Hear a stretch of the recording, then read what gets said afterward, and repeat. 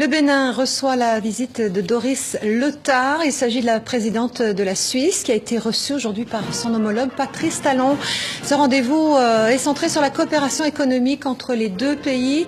Des accords ont été signés. La Suisse et le Bénin coopèrent dans plusieurs domaines et notamment en matière d'enseignement.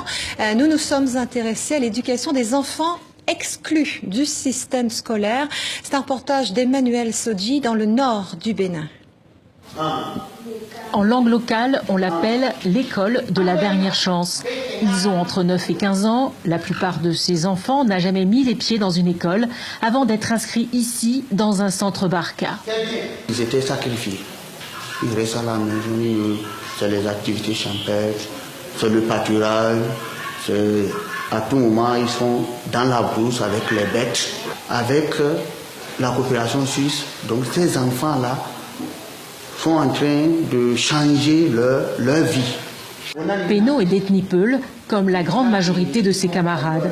Auparavant, elle n'avait jamais été à l'école parce qu'elle suivait ses parents nomades à la recherche d'eau et de pâturage pour leur bétail. Chez les Peuls, en majorité, c'est les filles là qui restent à la maison. C'est ça qui fait qu'on a ici la majorité des filles.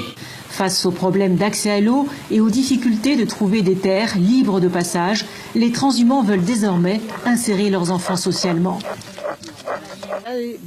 Quand j'ai appris qu'il y avait une nouvelle école pour les pauvres, où les frais de scolarité et le matériel étaient gratuits, je n'y croyais pas. Mais je ne voulais pas qu'un jour mes enfants et ma nièce soient comme moi, analphabètes, et qu'ils me le reprochent. Là, ils apprennent à lire et à écrire dans notre langue et en français. En plus, ils sont formés à un métier. On a essayé de placer sur l'itinéraire de ces transhumants-là des centres.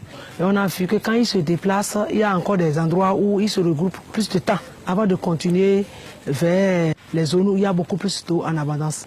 Donc, on a essayé de placer à chaque fois des centres Barca de ce genre sur leur itinéraire, ou qu'on ait le maximum d'enfants à récupérer. 48 centres d'éducation et de formation ont été ainsi construits dans la région la plus pauvre du Bénin, là où le risque des conflits augmente en raison de ressources naturelles fragiles.